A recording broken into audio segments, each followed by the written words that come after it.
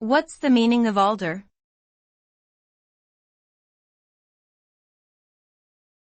Alder.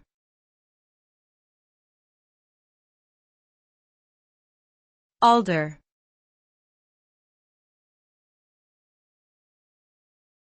Alder.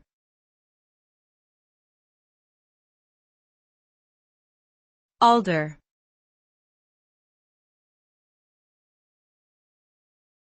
Alder.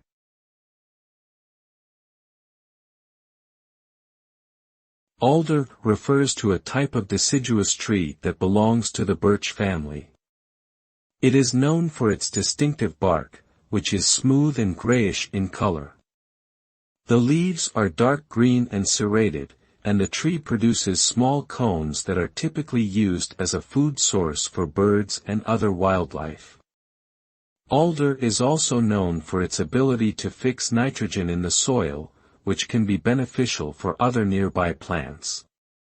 Overall, alder is an important species in many ecosystems due to its unique characteristics and ecological role.